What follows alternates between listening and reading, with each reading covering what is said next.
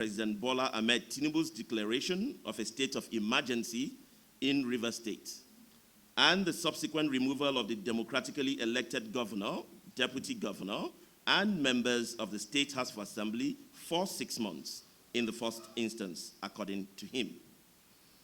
These actions constitute an executive coup against the people of Rivers State, a flagrant abuse of executive power, a violation of Nigeria's constitutional order, and an undermining of democracy. We agree that it is the prerogative of the President of Nigeria to declare a state of emergency, and that the President can exercise the legal authority to make such a declaration under specific conditions as outlined in the Constitution. However, this power is not absolute. It is subject to legislative oversight and judicial review to prevent abuse, as has happened in this instance.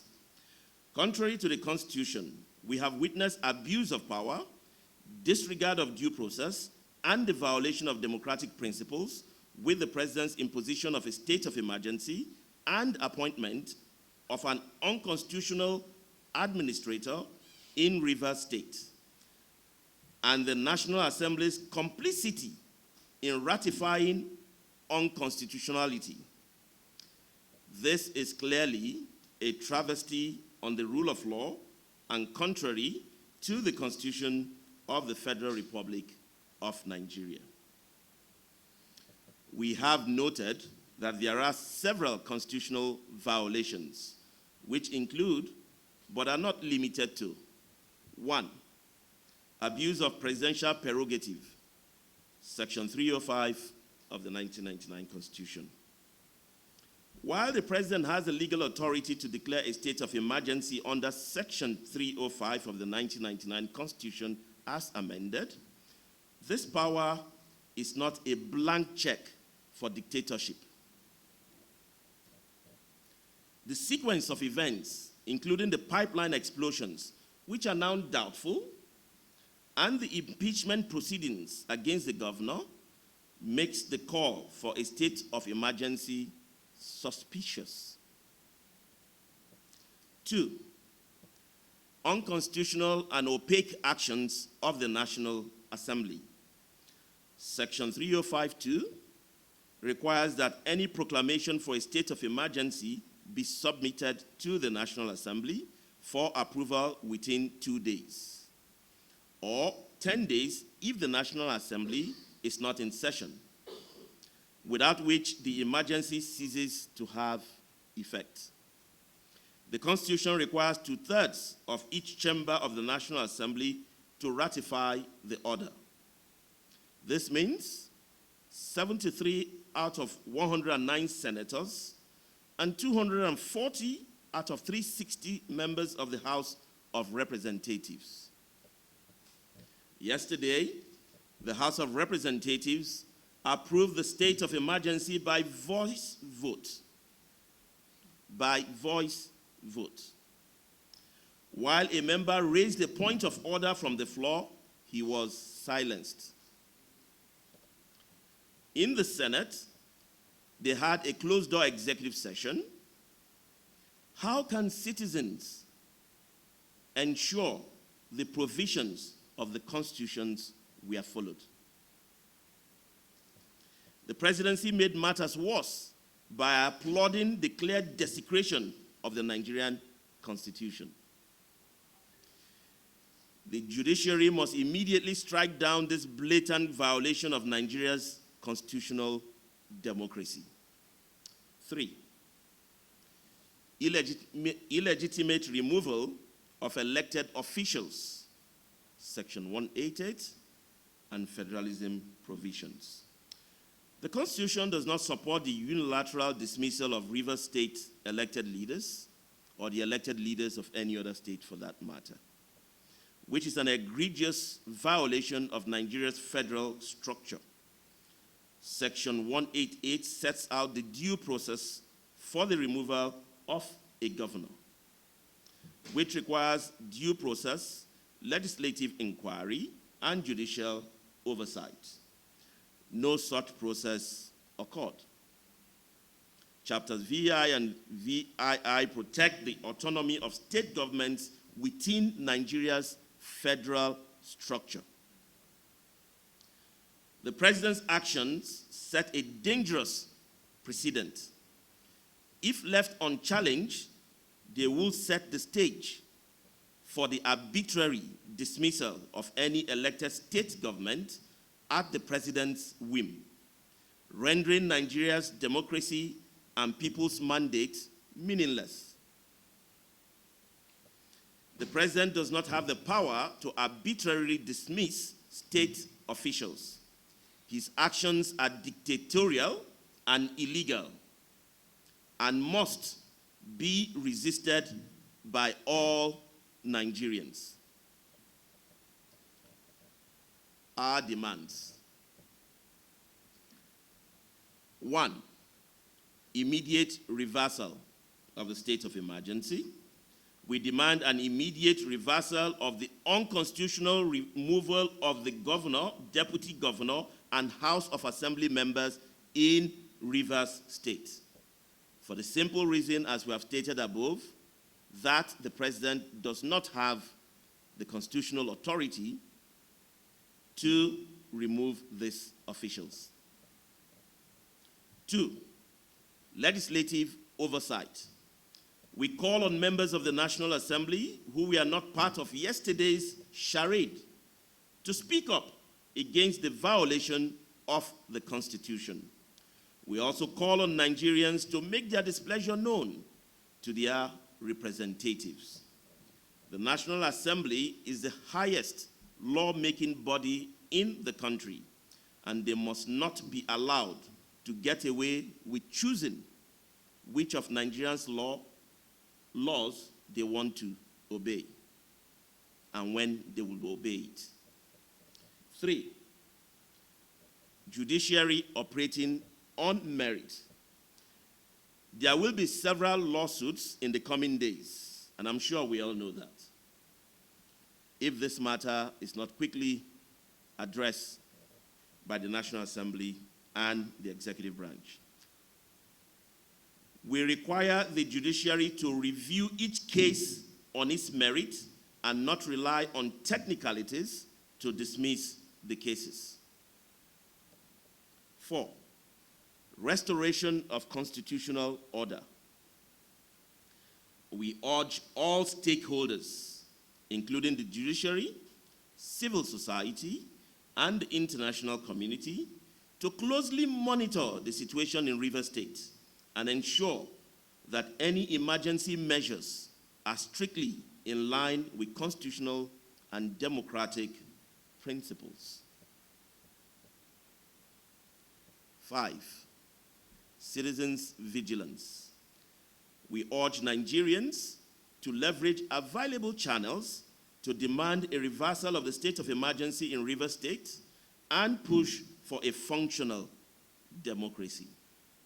Nigerians must not stay silent.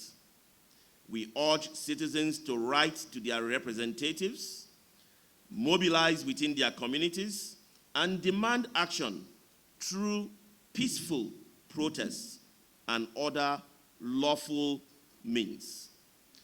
History has shown that when unconstitutional acts like this go unchallenged, they become the norm.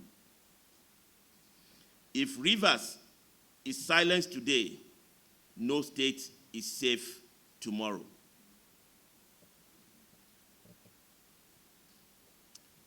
In conclusion, we remain committed to upholding the Constitution, defending democratic governance, and ensuring that the rule of law prevails in Nigeria. We call on the Nigerian government to live up to its mandate according to the Nigerian Constitution and not be a cog in the wheel that threatens the democratic rights of the people of Rivers State and all Nigerians. We stand in solidarity with the people of Rivers State as they demand the restoration of constitutional order within the ambit of the law. We stand united in defense of our constitutional order and democratic ideals. The removal of elected officials under the guise of emergency powers is unconstitutional and must be rejected in the strongest possible terms. I thank you all for listening. And for those of them who are supporting the state of emergency that has been put on, and the fact that a duly elected governor was taken away and saying that, oh, he had to come in to do something. If you say there are two parties in a crisis and they haven't stopped, why is it that one is the one that is being punished? But anyway, that's a question we need to ponder for the elders that are coming out to speak on this. Coming back to what we've seen in the last a few days, we've seen the impeachment threats being made. We also saw the State House of Assembly, coming out to put the impeachment notice to the governor. And then the next thing, there were pipeline vandalization that had happened. And one of the things that people have come to say is to say that the Fubara administration hasn't done well to protect those pipelines. And I think we need to go back to our constitution and find out, when it comes to the protection of lives and properties, on whom is it invested? Is it a governor? Or is it the commander-in-chief? And who should take responsibility for protecting not only lives, but also properties of our nation? March 18, 2025, you saw the declaration that came in of a state of emergency in Rivers State. And Mr. Bola Ahmed Tinubu cited disturbing incidents of vandalization of pipelines by some militants without the governor taking any action to curtail them. The governor, what action is he supposed to take to curtail them? The commander-in-chief, whoever sits as and acts as the commander-in-chief, is the one that is supposed to ensure that lives and properties are protected. And if we said the issue of vandalization, it's a reason why there will be a state of emergency